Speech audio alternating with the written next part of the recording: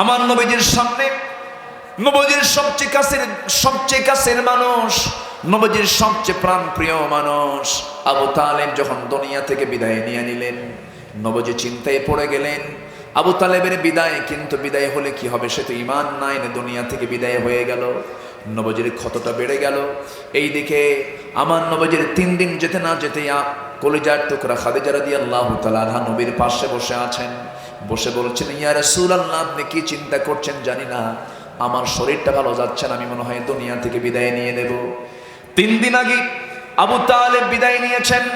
3 দিনের মাথায় খাদিজা রাদিয়াল্লাহু তাআলা আনহা নবীর সামনে আস্তে করে বলছেন, ইয়া রাসূলুল্লাহ, আমি মনে হয় বাঁচব না, আমি মনে হয় দুনিয়া থেকে বিদায় নিয়ে নেব। যদি কোনো গোশতাকি হয়ে যায়, যদি কোনো বেয়াদবি হয়ে যায়, আপনি আমাকে মাফ করে দিবেন। আমার নবীজি বলছেন, ও খাদিজা, তুমি কি বলছো, কি হচ্ছে, আমি তো কিছু বুঝতে পারছি না। তিনি বলছেন, ইয়া রাসূলুল্লাহ, আমার শরীরের অবস্থাটা ভালো না, মনে হয় আমি বাঁচবো না, আমি মনে হয় দুনিয়া থেকে বিদায় নিয়ে নেব। নবীজির কাঁচা ঘা এখনো শুকায় নাই। আবু তালেব দুনিয়া থেকে বিদায় নিয়েছেন, তার 3 দিন যায় নাই। খাদিজা এমন কথা শুনে আমার নবীজি একটু হলেও ঘাবড়িয়ে গেলেন। এবার বলছেন, খাদিজা, তুমি কি বলতে চাও বলো। এবার তিনি বলছেন, ইয়া রাসূলুল্লাহ, আজকে 15 বছর, আজকে বিশাল একটা সময় আপনার সঙ্গে পার করলাম, প্রায় 25 বছরের সংসার আপনার সঙ্গে আমার কাটিয়ে গেল। 24-25 বছর হলো এই সংসারটা আমরা চালিয়ে যাচ্ছি। আমি কি আপনার কাছে কোনোদিন আমার ব্যক্তিগত কোনো কিছুর চাহিদা কি আপনাকে বলেছি নাকি? না, বলো নাই। তুমি খাদিজা কি বলবে বলো। এবার তিনি বলছেন, ইয়া রাসূলুল্লাহ, আমার জীবনের স্থাবর অস্থাবর সমস্ত সম্পত্তি আমি আপনার হাতে তুলে দিয়েছি। আমি আপনাকে দারুণ মহব্বত করি ইয়া রাসূলুল্লাহ, ইয়া হাবিবাল্লাহ। কিন্তু আজকে আপনার কাছে আমার কিছু দাবি আছে, আমি আপনার কাছে কিছু চাবো, আপনি কি আমাকে দিবেন নাকি? রাসূল বলছেন, ওরে খাদিজা, জীবনে কোনো কিছুই চাও নাই আমার কাছে, আজকে তুমি যা চাইবা আমি তাই দিয়ে দেবো। জোরে বলে সুবহানাল্লাহ। যা চাইবা আমি তাই দেব। খাদিজা রাসূলকে এত পরিমাণ ভালোবেসেছেন, খাদিজার পছন্দ হয়েছিল রাসূলকে। খাদিজার পক্ষ থেকে প্রথমে কিন্তু প্রস্তাবটা আসে বিয়ের। আমার নবী সেই বিয়েতে রাজি হয়ে গেলেন। বিয়েটা যখন হয়ে গেল, আমার নবী হচ্ছেন গরিব মানুষ, খাদিজা কি মানুষ বলেন? কি মানুষ? ধনী মানুষ। নবীজি গরিব ছিলেন না, কিন্তু গরিব হয়ে গেছেন। কারণ যদি কারো বাপ না থাকে, মা না থাকে, সম্পদ ঠিক থাকে নাকি? সম্পদ তো ঠিক থাকে না। নবীজির সঙ্গে যখন খাদিজার বিয়ে হয়ে গেল, সেই খাদিজা রাদিয়াল্লাহু তাআলার সঙ্গে বিয়ে হওয়ার সঙ্গে সঙ্গে খাদিজা বড় একজন এক্সপোর্টার ছিলেন, বড় একজন ইম্পোর্টার ছিলেন, বড় ব্যবসায়ী তিনি ছিলেন। ওই মক্কার ধনকুবের ধনীরা সব সমালোচনার ঝড় সৃষ্টি করে দিল। খাদিজা খুয়াইলিদের কন্যা হয়ে এমন একজন গরিব মানুষকে সে স্বামী হিসেবে গ্রহণ করলো। মক্কাইতে বহু ধনী ছিল। সঙ্গে সঙ্গে খাদিজার কানে যখন সংবাদগুলো চলে গেল, সেই সময় তিনি কি করলেন? সমস্ত ধনীদেরকে একসঙ্গে ডাকলেন। মদিনার মক্কার সবচেয়ে ধনী মহিলা কে ছিলেন? খাদিজা ছিলেন। সবাইকে তিনি ডাকলেন, ধনী হয়ে সমস্ত ধনীদেরকে ডাকলেন। ডাকার পরে বলছেন, আমার যে বিয়ে হয়েছে মুহাম্মদ বিন আব্দুল্লাহর সাথে, তোমাদের এই ব্যাপারে মন্তব্য কি? কেউ বলার সাহস পায় না, কারণ ধনী মানুষ খাদিজা। সবাই বলতেছে, খাদিজা, আমরা তোমার ব্যাপারে শুধু একটু পরামর্শ দেব। কি পরামর্শ? এত ধনী মানুষ তুমি, তোমার জন্য এমন স্বামী, এমন গরিব মানুষের এমন স্বামী তোমার গ্রহণ করার কি দরকার ছিল? খাদিজা বলছেন, আমি জানি তোমরা আমাকে এমন প্রশ্ন করবে। তোমরা আমাকে একটা প্রশ্ন করেছ, আমি তোমাদেরকে 4টা প্রশ্ন করব। নাম্বার 1 প্রশ্ন হলো আমার স্বামীর ব্যাপারে। নাম্বার 1 প্রশ্ন করতে চাই, আমার স্বামী মুহাম্মদ বিন আব্দুল্লাহ, তার বংশটা কেমন? সেরা বংশ। তার চরিত্র কেমন? সেরা চরিত্র। তার চেহারা কেমন? এমন চেহারা দুনিয়ার বুকে আমরা কাউকে দ্বিতীয় দেখি নাই। তাহলে আমার স্বামীর বংশ শ্রেষ্ঠ বংশ, আমার স্বামীর চেহারা সুন্দর, আমার স্বামীর চরিত্র সুন্দর, 3টাই সুন্দর। নাম্বার 4 হলো আমার স্বামীর ফিনান্সিয়াল অর্থনৈতিক অবস্থা কেমন? এই জন্যই তো আমরা মানা করেছিলাম, সে গরিব মানুষ। এবার খাদিজা বলছেন, শোনো, টাকা দিয়ে বংশ কেনা যায় না, টাকা দিয়ে চরিত্র কেনা যায় না, টাকা দিয়ে সৌন্দর্য কেনা যায় না। যেই টাকার কথা, যে সম্পদের কথা তোমরা বলতেছো, আমার স্বামীর বংশ ভালো, চরিত্র ভালো, চেহারাও সুন্দর, সব যেহেতু মিলে গেছে সুন্দর, একটা শুধু ঘাটতি আছে, টাকা পয়সা নাই। তোমরা মক্কার ধনী সমস্ত ধনকুবেরা, তোমরা সাক্ষী থেকে যাও। আমি এই মুহূর্তে খুয়াইলিদের কন্যা খাদিজা সাক্ষ্য দিলাম, আমার জীবনের অস্থাবর সমস্ত সম্পত্তি মুহূর্তে আমি আমার স্বামী মুহাম্মদকে দান করে দিলাম। একটু জোরে বলে সুবহানাল্লাহ, একটু জোরে বলে সুবহানাল্লাহ। এই পরিমাণ মোহাব্বত ছিল রাসূলের প্রতি। সেই খাদিজা দুনিয়া থেকে বিদায় নিচ্ছেন, বলছেন ইয়া রাসূলুল্লাহ, আমি আপনার কাছে আজকে কিছু চাবো। রাসূল বললেন তুমি কি যা চাবে আমি তাই দেব, বলো। কোনদিন তিনি চান নাই রাসূলের কাছে কোনো কিছু। এবার তিনি বলছেন ইয়া রাসূলুল্লাহ, নাম্বার 1 আমি আপনার কাছে চাবো হলো দুনিয়ার জগতের কোনো কিছু নয়। আমি যখন দুনিয়া থেকে বিদায় নিয়ে নেব, আমি যখন মারা যাব, আমার মনে হয় আমার আমলনামা নিয়ে আমি কবরে কোনো জবাব দিতে পারবো না। আমার লাশটা কেউ বহন করবে না, আপনি নিজেই আমার লাশটা নিজের পিঠে বহন করে কবর পর্যন্ত নিয়ে চলে যাবেন। কবরে আপনি শোয়া দেবেন, আমার চেহারা আপনি কিবলামুখী করে দিবেন। আমার চেহারা কিবলামুখী করে দিয়ে কবর থেকে আপনি উঠে আসবেন না। ততক্ষণ পর্যন্ত আপনি কবরের মাটিতে দাঁড়িয়ে থাকবেন, যতক্ষণ না সল জবের ফেরেশতা না আসবে। যখন সল জবের ফেরেশতা এসে যখন প্রশ্ন করবে তিনটা, এই তিনটা প্রশ্নের জবাব আপনি আমার হয়ে দিয়ে দিবেন। কারণ আমার মন বলছে আমার টুটা ফাটা আমল নিয়ে আমি তিনটা প্রশ্নের জবাব দিতে পারবো না। আমার নবীজি কথাগুলো শুনলেন, আমার নবীজি কথাগুলো শুনে বলছেন, ও খাদিজা, তুমি আমাকে সারা জীবন কোনো কিছু চাও নাই, আমার কাছে বলো নাই। ওরে খাদিজা, কোনো চিন্তা করবে না, তোমার সকল কথাগুলো আমি অক্ষরে অক্ষরে পালন করব। অথচ খাদিজার সম্মান কত! এই পৃথিবীতে আল্লাহ তাআলা নিজে সালাম দিয়েছেন একজন নারীকে, তার নাম কি বলেন? বলেন তার নাম কি? আল্লাহ তাআলা নিজে তাকে সালাম দিয়েছেন। সেই খাদিজার ব্যাপারে খাদিজা নিজেই শঙ্কিত হয়ে বলছেন, হুজুর, কবরের জবাব দেওয়ার মতো ঈমান আমার নাই, আমি জবাব দিতে পারবো না, আপনি আমার হয়ে জবাবটা দিয়ে দিবেন। আমার নবীজি বলছেন, যাও খাদিজা, আমি ওয়াদা করলাম। খাদিজা দুনিয়া থেকে বিদায় নিলেন। 3 দিন আগে আবু তালেব, 3 দিন পরে আমার নবীজির সবচেয়ে কাছের মানুষ খাদিজা, 2 জন বিদায় নিয়েছেন। নবীজি এই 2টা বিদায়কে তার হৃদয়ে এত ক্ষত সৃষ্টি করে দিল। ইতিহাস বলছে সেই বছরটা হলো আমুল হুজুন, চিন্তার বছর। নবীজি খুব পেরেশান হয়ে গেলেন, কারণ সম্পদ ছিল খাদিজার, তার প্রভাব ছিল, নেতৃত্ব ছিল আবু তালেবের, তার একটা ক্ষমতার দাপট ছিল। এই 2টা মানুষের কারণে আবু জেহেল কখনো নবীর সামনে দাঁড়াতে পারে নাই। এই 2 জনই দুনিয়া থেকে বিদায় নিলেন। নবীজি খাদিজাকে বিদায় দিবেন। রাসূল যখন মক্কার বাসিন্দা ছিলেন, আমার নবীজির স্ত্রী খাদিজার কবর কিন্তু মক্কায়, কোথায় বলেন? মক্কায় মুআল্লায়। আর বাকি আমার নবীর মাকবারা সহ বাকি আজওয়াজে যারা মুতাহহারা যত স্ত্রী ছিলেন, সন্তানাদি যা ছিল, সব মদিনায় তাদের কবর হয়ে গেছে। শুধু মক্কায় শুয়ে আছেন কে? খাদিজা রাদিয়াল্লাহু তাআলা আনহা জান্নাতুল মুআল্লায়, মাকবারায় মুআল্লায় তিনি শুয়ে আছেন। আমি নিজের চোখে সব ঘুরে ফিরে দেখে এসেছি, আলহামদুলিল্লাহ।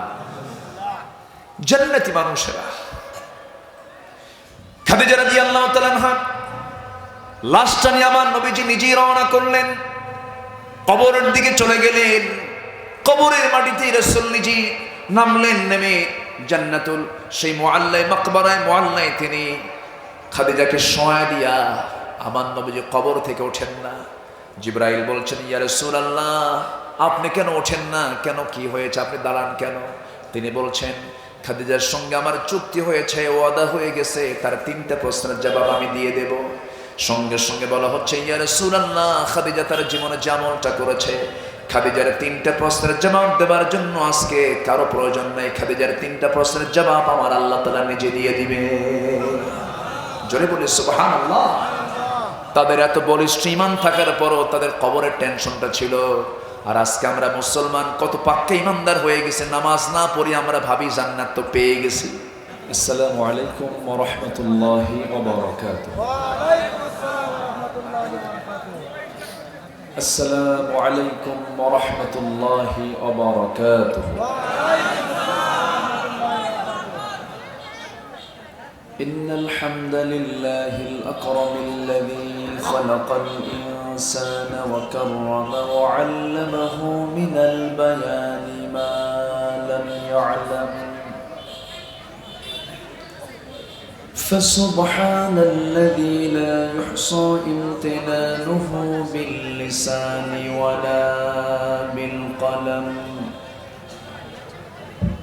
نشهد أن لا إله إلا الله وحده لا شريك له ونشهد أن سيدنا وحبيبنا ومولانا محمدا عبده ورسوله الذي أرسله بالحق بشيرا ونذيرا وداعيا إلى الله بإذنه وسراجا منيرا فقد قال الله تعالى في كلامه المجيد وفرقانه الحميد أعوذ بالله من الشيطان الرجيم بسم الله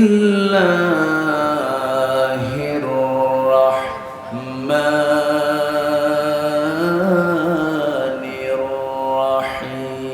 الرحيم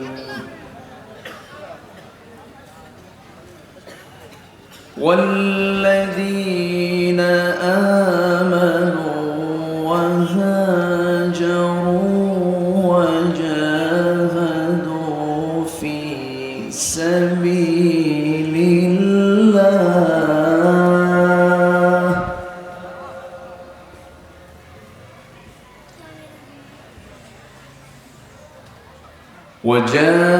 وجاهدوا في سبيل الله والذين آووا ونصروا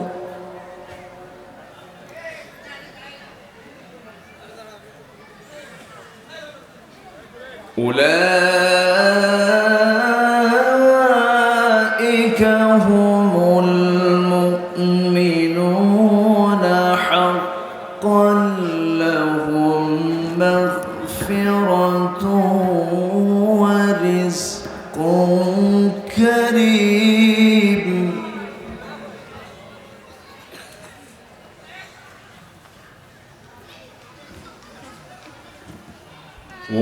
والذين آمنوا من بعد وهاجروا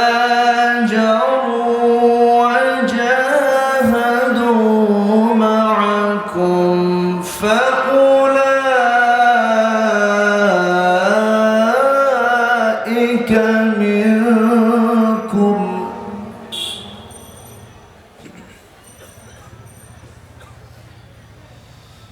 إن الله بكل شيء عليم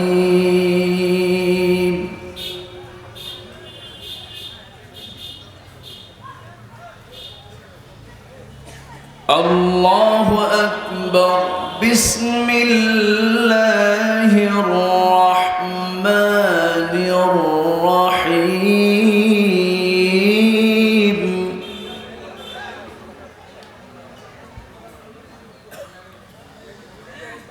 إن الله وملائكته يصلون على النبي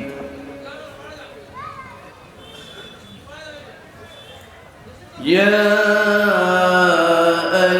أيها الذين آمنوا صلوا عليه وسلموا تسليما اللهم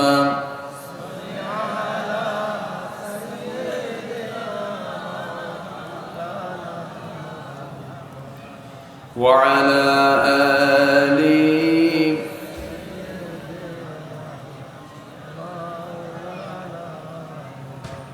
একটু মোহাব্বত দিয়ে নবীর প্রেমে মাতোয়ারা হয়ে জবান খুলে আওয়াজ দিয়ে সবাই বলুন আল্লাহুম্মা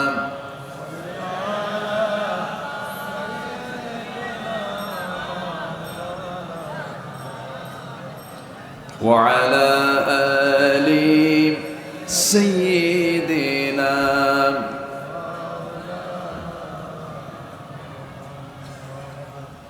তাইফের কথা ভেবে কাঁদে শুধু দুনয়ন, এমন দরদি পেতে কাঁদে মন অনুক্ষণ, কাঁদে মন অনুক্ষণ। ওহুদ দাতাহারা আহমদ যখন লৌহ মাখা কিয়ামতে উঠবে তখন, জিহাদ না করে কিভাবে দেখাবে তুমি চাঁদ চেহারা রূপে ওয়াতুল। আল্লাহুম্মা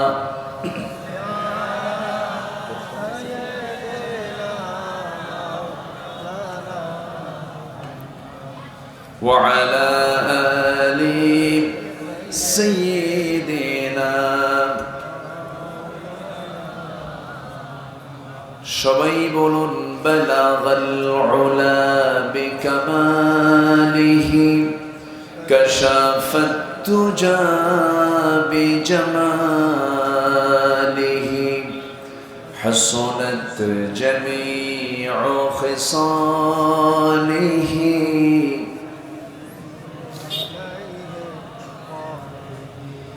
আরবের বুকে মক্কার পরে যেথায় মা আমিনার ঘর, খোদার রহমতে কাউসার হয়ে ঝরছে বারংবার। বালাগাল উলা বিকামালিহি কাশাফাত তুজা বিজামালিহি حسنت جميع خصاله صلوا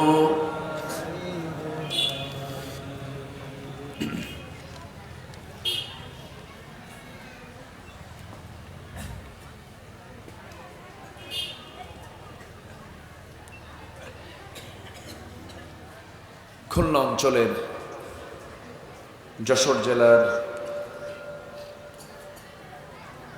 কন্দরপুকুর যুব দিশারি সমাজ কল্যাণ মাহফিল ইন্তেজামী কমিটি কর্তৃক আয়োজিত দিনের বেলা অনুষ্ঠিত আজকের এই বার্ষিক তাফসীরুল কোরআন মাহফিল মহৎ আয়োজনের সম্মানিত সুযোগ্য সভাপতি হাফিজ মাওলানা মাহদি হাসান, আজকের মাহফিলের সম্মানিত আমন্ত্রিত মেহমান মঙ্গলকোট ইউনিয়ন পরিষদের সম্মানিত চেয়ারম্যান মহোদয়, এক্স চেয়ারম্যান মহোদয়, আমার পূর্বে কথা বলেছেন নন্দিত আলেমে দ্বীন, তরুণ ওয়াইজ, আমার অনুজ মুহতারাম মাওলানা এসএম তৌহিদুল ইসলাম হাফিজাহুল্লাহ, উপস্থিত হাজরাত উলামায়ে কেরাম, ফদল ইসলাম, সুশীল সমাজ, জাতির শ্রেষ্ঠ সন্তান, শিক্ষক মণ্ডলী, সামনে উপস্থিত দূরে কাছে বিভিন্ন স্থান থেকে ছুটে আসা কালেমার ঝান্ডাবাহী, তৌহিদের পতাকাবাহী, দ্বীন ইসলামের নর শারদুল বীর মুজাহিদ, প্রাণ প্রিয় সম্মানিত দ্বীনি ভাইরা, আড়ালে বসে আছেন শ্রদ্ধেয়া সম্মানিতা মা বোনেরা। আলোচনার সূচনায় আনুষ্ঠানিকতার মধ্য দিয়ে আমার পক্ষ থেকে আবারও দিল খোলা সালাম, আসসালামু আলাইকুম ওয়া রাহমাতুল্লাহি ওয়া বারাকাতুহু। সবাই কেমন আছেন?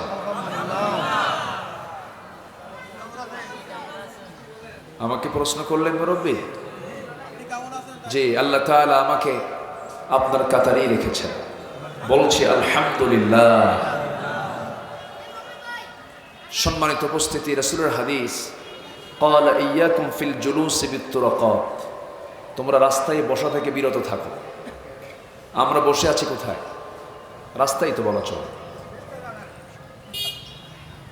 এরকম করে মানে হর্ন যদি বাজতে থাকে এটা প্রবলেম। তো উচিত ছিল এই সাইডটাকে একটু হলেও চাদর দিয়ে মুড়িয়ে দেওয়া। হ্যাঁ, এটা তো ঢাকায় দেওয়া দরকার ছিল। একটা আড়াল না হলে মাহফিলের পরিবেশ তো কেমন হয়? এটা ছিল নাকি? খুলে দিল কি? ও আচ্ছা,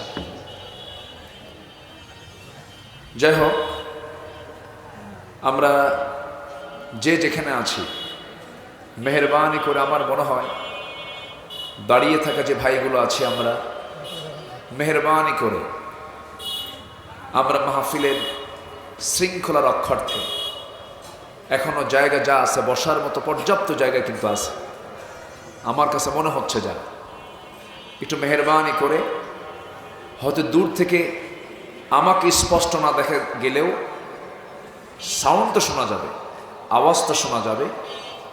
আমি এই দিককে একটু প্রাধান্য দিয়ে আমি সবাইকে বলবো, মেহেরবানি করে আপনি দাঁড়িয়ে না থেকে যে যেখানে আছেন একটু মাহফিলের প্রাঙ্গণে, মাহফিলের যে স্থল, এই জায়গায় বসে পড়লে সবচাইতে বেশি ভালো হয় বলে আমি মনে করি। মসজিদে ঢুকলে আমরা কি শুনি? সামনের কাতার পুরা করুন, কাতার সোজা করুন। মানে কি? বিশৃঙ্খলা না শৃঙ্খলা? শৃঙ্খলা। সেই নামাজের শিক্ষা মাহফিলে নিয়ে আসার দরকার আছে না? আচ্ছা, এই জন্য আমি বলতেছি, যারা যে যেখানে আছেন মেহেরবানি করে, এটা কোরআনের বাগান। তো এটা, এই বাগানকে সাজানোর দায়িত্ব শুধু আমার না, তো সবার দায়িত্ব। সবাইকে খেয়াল করতে হবে। একটু মেহেরবানি করে বসো। ঘটনা? ও আচ্ছা, সম্মানিত ভাইয়েরা, আমরা আসতে পেরেছি জান্নাতের বাগানে। এমন সুন্দর আয়োজনে যিনি আমাকে শামিল করলেন, সেই মহান রবের শানে বলছি আলহামদুলিল্লাহ। আবারও বলছি আলহামদুলিল্লাহ। চিৎকার মেরে বলছি আল্লাহুম্মা ইন্নী আসআলুকা আল হুদা ওয়াত তুকা ওয়াল আফাফা ওয়াল গিনা। সবাই বলি আল্লাহুম্মা লাকা আসলামতু ওয়া বিকা আমানতু ওয়া আলাইকা তাওয়াক্কালতু ওয়া ইলাইকা আনাবতু ওয়া বিকা খাসামতু। আমরা আল্লাহ তাআলার শুকর আদায় করে নিলাম। সম্মানিত ভাই সব, আমার পূর্বে যিনি কথা বলেছেন, আমি পাশেই একটা রুমে বসে তার বিস্তারিত কিছু আলোচনা আমি শুনেছি। আমি মুগ্ধ হয়েছি। আপনারা খুশি হয়েছেন কিনা জানি না। খুবই সুন্দর কথা তিনি বলেছেন। প্রত্যেকটি কথাই ছিল দামি দামি কথা। কেন জানেন? তার কথার ভিতরে আল্লাহর কালামের আয়াতের সংখ্যাটা বেশি ছিল। বলি আলহামদুলিল্লাহ। যে আলোচনায় আয়াত আছে সে আলোচনার বরকত আছে। যে আলোচনায় আয়াত থাকে না সে আলোচনা যতই সুন্দর হোক না কেন, যতই সুরেলা হোক না কেন, সে কথার মূল্য আল্লাহর দরবারে নাই। সম্মানিত ভাইয়েরা, আমি শেষ ক্লাসে এসে কিছু কথা বলতে চাচ্ছি। আল্লাহ তাআলা বান্দাকে 4টা কাজের কথা বলছেন এবং বলছেন 4টা কাজ তুমি হাসিল করো, আমি তোমাকে মুমিনের সার্টিফিকেট দিয়ে দেব এবং সাথে আমি তোমাকে 2টা পুরস্কারও দেব। জোরে বলে সুবহানাল্লাহ। আমরা এই আয়াতকে সামনে রেখে আমরা কিছু কথা বলতে চাচ্ছি। তো মাহফিল কমিটি আমার কাছে একটু আরজ রেখেছেন। আমাকে প্রথমেই একটু চিরকুট দিয়ে আমাকে প্রথমেই জানান দিয়েছেন। তো মাহফিলটা একটা যুবকদের নিয়ে মাহফিল। যুবকরা এই আয়োজনটা করেছে। পৃথিবীকে গড়তে পারে যুবকরা, পৃথিবীকে ভাঙতে পারে যুবকরা। যুবকরা যে সময় মাদকে, জেনা, ব্যভিচারে বিশাল একটি অংশ ব্যস্ত, সেই সময় এই এলাকার যুব সমাজ কোরআনের বাগান সাজাতে ব্যস্ত। বলি আলহামদুলিল্লাহ। আপনারা কি মাহফিলটার উপরে কি খুশি হয়েছেন না বেজার হয়েছেন? খুশি হয়েছেন তো? আল্লাহ যেন এই মাহফিলকে কবুল করেন। জোরে বলি আল্লাহুম্মা আমিন। তো তারা একটু আমার কাছে আরজ করেছেন যে হুজুর, আপনার মুখ থেকে বললে শ্রোতা মণ্ডলী বিরক্ত হবে না। তা আমি চাচ্ছিলাম যে প্রথমেই আমি শেষ পর্যন্ত একটানা কথা বলে যাব ইনশাআল্লাহ। যদি আমরা এই যুবকদেরকে উৎসাহ দেওয়ার জন্য আখিরাতের ফিক্সড অ্যাকাউন্টে কিছু যদি দেওয়া যায়, কি দেওয়া যাবে? কি দেওয়া কি যাবে? রাগ করলেন না তো? না ভাবতেছেন যে দাওয়াত দিয়ে নিয়ে এসে পকেটে হাত দিলাম, এটা কেমন কথা? তাহলে একটু ভলেন্টিয়াররা যদি একটু ব্যাগ নিয়ে যায়, একটু দিল থেকে ভাবতে হবে যে এই দানের বদৌলতে আল্লাহ তাআলা আমাকে জান্নাত দিতে পারে। এই মানসিকতা নিয়ে আমরা দেব। জোরে বলি ইনশাআল্লাহ। জি, আমার মা বোন, আমি শুনেছি আজকের মাহফিলে পুরুষের চাইতে মা বোনদের অংশগ্রহণ আরো বেশি। আলহামদুলিল্লাহ বলেন। তারাও কম বেশি যে যা পারি আমরা দেব। আখিরাতের ফিক্সড অ্যাকাউন্ট জমা হবে, দুনিয়ার অ্যাকাউন্টে ছেলে মেয়ে নাতিপুতিরা এসে দখল করবে। আর আজকের যে অ্যাকাউন্ট আপনি জমা দিবেন, এটা আখিরাতের অ্যাকাউন্টটা আপনার নামই থেকে যাবে। শুধু কিয়ামতের দিন, হাসরের ময়দানে শুধু আপনার অ্যাকাউন্ট থেকে আপনি তুলে আল্লাহর সামনে হাজির করে বলবেন, আল্লাহ তোমাকে খুশি করার জন্য তোমাকে দিছিলাম, আমাকে তুমি কি দিবা? আল্লাহ কি আমাকে খারাপ কিছু দিতে পারেন? একটু মেহেরবানি করে আমরা সবাই 2 থেকে 3 মিনিটের ভিতরে ব্যাগ চলে গেছে, যে যা পারে আমরা দেব। জিকির করে সুবহানাল্লাহ।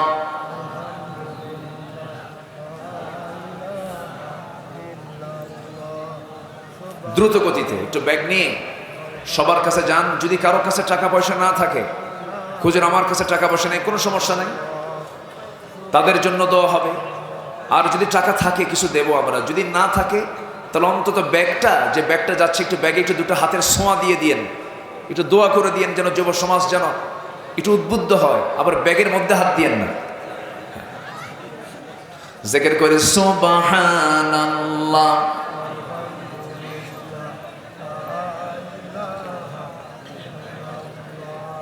বাচ্চা কি করে?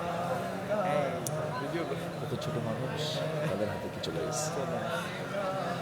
আরো জোরে লা ইলাহা,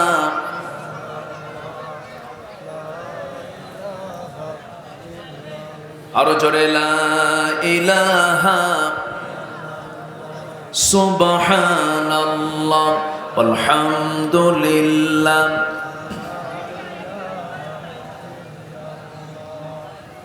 আমি কথা বলতে মানা করেছি, কিন্তু আমরা আল্লাহর নামটা নেব দ্রুত গতিতে। যারা ভলেন্টিয়ার, আমার কাছে খুব স্লো মনে হচ্ছে, সবার কাছে চলে যান না, আমরা তো আলোচনা করব।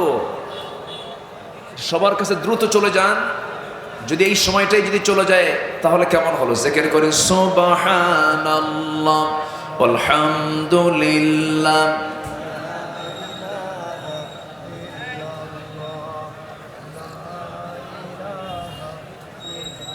আরো জোরে সুবহানাল্লাহ আলহামদুলিল্লাহ। আরো জোরে সুবহানাল্লাহ আলহামদুলিল্লাহ। আরো জোরে লা ইলাহা সুবহানাল্লাহ আলহামদুলিল্লাহ লা ইলাহা। আরো জোরে লা ইলাহা সুবহানাল্লাহ আলহামদুলিল্লাহ। আরো জোরে লা ইলাহা সুবহানাল্লাহ আলহামদুলিল্লাহ।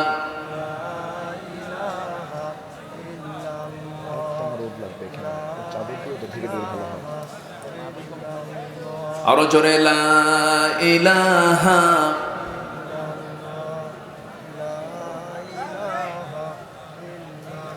আরো জোরে সুবহানাল্লাহ।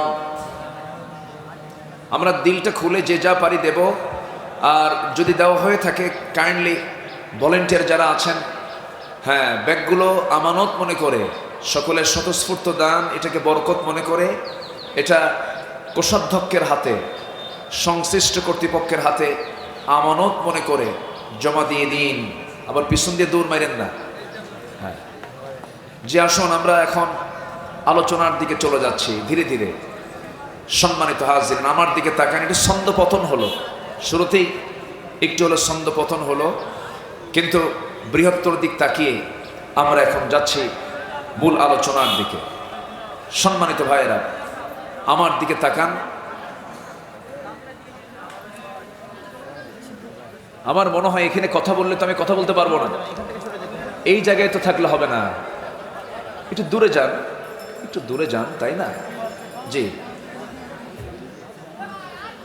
মাহফিলকে মাহফিলের সৌন্দর্যের জায়গায় রাখার সুযোগ দিন। সম্মানিত হাজিরিন, আমার দিকে একটু তাকান।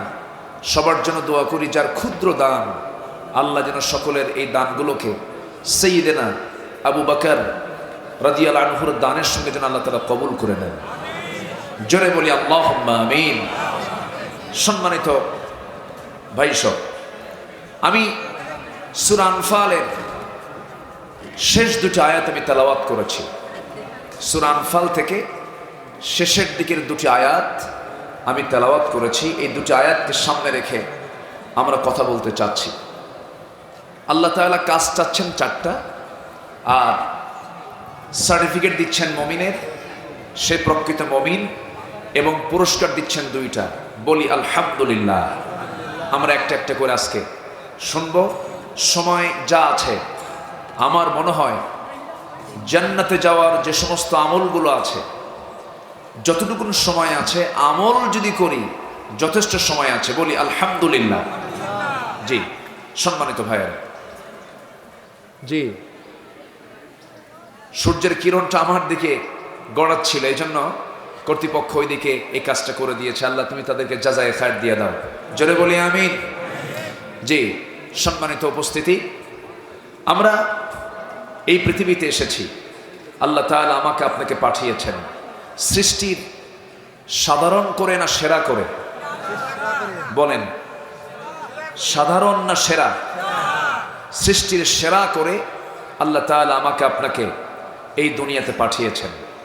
আল্লাহ তাআলা এই দুনিয়াতে শক্তিশালী আমার চেয়ে বহু প্রাণী আল্লাহ তাআলা এই পৃথিবীতে সৃষ্টি করেছেন। হাতি শক্তির দিক থেকে আমার চেয়ে আপনার চাইতে দুর্বল না শক্তিশালী? কিন্তু হাতি মানুষ চালায় না মানুষ হাতিকে চালায়? ভালো করে রাখুন, কে কাকে চালায়? মানুষ হাতিকে চালায়। তা শক্তি তো হাতির বেশি, তাহলে মানুষ চালায় কেন? আমার কথা কি বুঝে আসতেছে? আচ্ছা, তাহলে আল্লাহ তাআলা মানুষকে শারীরিকভাবে হয়তো অন্য কোনো প্রাণীর চেয়ে শক্তিশালী না করলেও ভিতরে এমন কিছু শক্তি আছে আল্লাহ দিয়েছেন, যার জন্য আল্লাহ তাআলা পৃথিবীতে মানুষকেই করেছেন সৃষ্টির সেরা। জোরে বলি সুবহানাল্লাহ।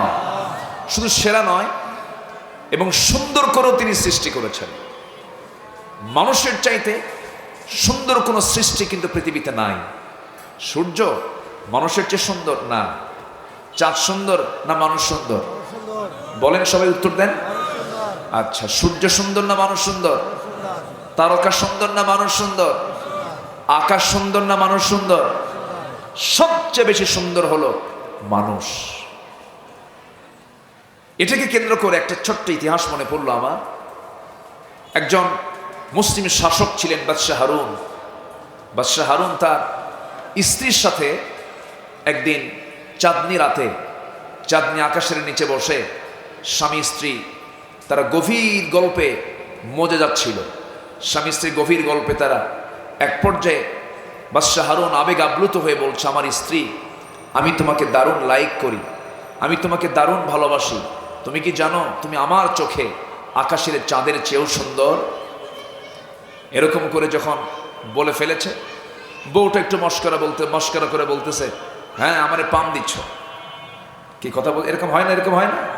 আমারে তুমি একটু খুশি করতেছো না, আমার স্ত্রী সত্যি আমি তোমাকে ভালোবাসি, আমি তোমাকে দারুণ মোহাব্বত করি, তুমি আমার চোখে যদি চাঁদের চেয়ে সুন্দর না হও তাহলে তুমি তালাক। কি কথা কি বুঝতেছেন? তাহলে কথা বলতে বলতে একটু এক লাইন বেশি বলা হয়ে গেল না? একটু বেশি হয়ে গেল না? বেশি হয়ে গেল। এই কথা বলা মাত্রই বাদশাহ হারুনের স্ত্রী জিহ্বায় কামড় মেরে ইন্না লিল্লাহ বলে বলতেছে, আপনি আমাকে কি বললেন? এখন তো এটা ফতুয়ার দিকে চলে গেল, যদি আমি সুন্দর না হই চাঁদের চাইতে আমি তো তালাক হয়ে গেলাম। চরম বিব্রতকর অবস্থা।